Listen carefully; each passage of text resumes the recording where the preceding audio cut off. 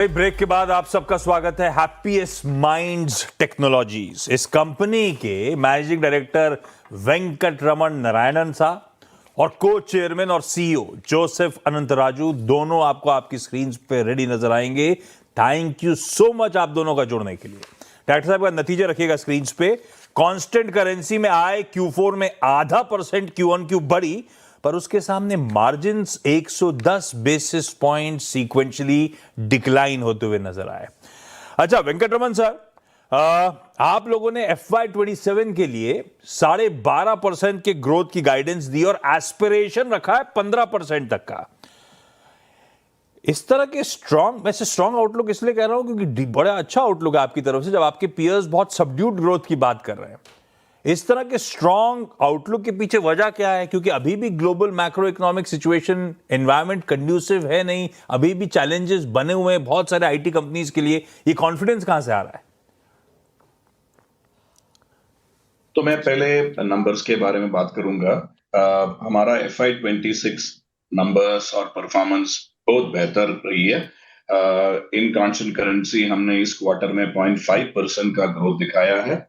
Operating margin जो आप देखेंगे उसमें भी बढ़त हुई है, तो मार्जिन और रेवेन्यू दोनों का बढ़ती हुई है। Looking at our results for the year, वही एक आपको नशा मिलेगा FY26 और FY25 को देखे। रेवेन्यू में ग्रोथ और प्रॉफिट मार्जिन में बढ़त। मगर एक सोचने की बात है, हमारा guidance for the year in constant currency was 10%, हमने 9.2% अचीव किया है। वो ज्यादातर कारण रहा है कि हमारा थोड़ा बहुत लाइसेंस रेवेन्यू जो अर्था बैंकिंग से आ सकता था वो थोड़ा राइट शिफ्ट हुआ है अगले क्वार्टर में, तो हमारी कोशिश रहेगी कि वो हम क्लोज करें और उसका क्रेडिट हम अगले साल में ले। इस बेसिस पे हमने ये स्ट्रांग बेसिस पे जो परफॉर्मेंस दिखाई है, इसकी बेसिस पे हमने अगले साल का प्लानिंग भी किया था और उसके बेसिस पे और मुताबिक हमने आपको मार्केट को गाइडेंस दिया है 12.5% growth in constant currency. Margin में हमारी कोशिश रहेगी कि हम ऑपरेटिंग मार्जिन को 17.5 से 18.5% तक ले जाएं। पाइपलाइन में बहुत इंप्रूवमेंट हुई है। वही कारण रहा है कि हमारा कॉन्फिडेंस से जो हम बात कर रहे हैं अगले साल की गाइडेंस के बारे में, तो ज्यादातर अच्छा ही रहा। We have ended the year on a very strong note and hopefully getting into the next year with the strength that is built over the last year. Perfect है। अच्छा जोसेफ सर, हैप्पीएस्ट माइंड्स अपने आप को हमेशा position करती है as an AI first organisation, और positioning अपनी जगह है। अगर इसको क्वांटिफाई कर सकें कि करंट डील पाइपलाइन में से कितना जेन AI या वो जनरेटिव AI रिलेटेड बिजनेस है, कितना वो AI led transformation related business है, उससे क्लैरिटी आएगी हम कैसे पोजीशन है दरअसल इस यूनिवर्स में। तो जैसे आपने बताया, हम 4 साल से AI को अपना स्ट्रैटेजी का सेंट्रल एलिमेंट बनाया है। हमने GBS बनाया था जो बहुत अच्छा रिजल्ट्स दिया है। इस साल पिछले साल 2 मिलियन से 5.5 मिलियन तक गया है और आगे इजीली डबल होएगा GBS का रेवेन्यू। उसके अलावा एनालिटिक्स COE में काफी AI काम कर रहा है, उसमें भी काफी कस्टमर इंटरेस्ट और ट्रैक्शन मिल रहा है। और हम ये देख रहे हैं कि हमारा AFS स्ट्रैटेजी जो है उसका 3-4 एलिमेंट है। एक तो है जो कस्टमर्स को AI और GenAI अडॉप्ट करके अपना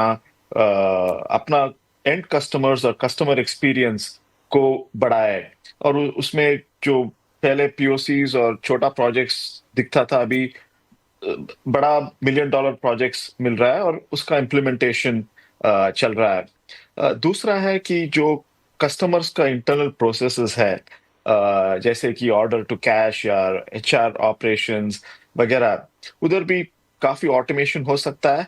और जो 2-3 अपॉर्चुनिटी जो था वो अभी बढ़ रहा है और काफी कस्टमर्स को हम उधर हेल्प कर रहे हैं। तीसरा जो है हमारा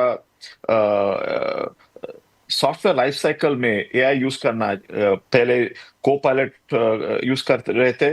पिछले 3-4 महीने में क्लाउड कोड का काफ़ी डिमांड हुआ है और उसका अडॉप्शन भी काफ़ी बढ़ गया है। उसमें से कस्टमर्स को काफ़ी प्रोडक्टिविटी एनहांसमेंट्स मिलता है। इसकी वजह से अपना जो एप्लीकेशंस और प्रोजेक्ट्स है जल्दी कर सकते हैं और कम पैसे में। और ये हम प्रोएक्टिवली कस्टमर्स को प्रमोट कर रहे हैं क्योंकि उसका भी मुनाफा होगा और हमारा भी मुनाफा होगा। अगर आप इंफ्रास्ट्रक्चर और सपोर्ट देखेंगे, L1, L2 में काफ़ी ऑटोमेशन हो रहा है और यहाँ भी हम प्रोएक्टिवली हमारा जो मैनेज सर्विसेज में है, उसमें अपना प्लेटफ़ॉर्म एम्बेड किया है।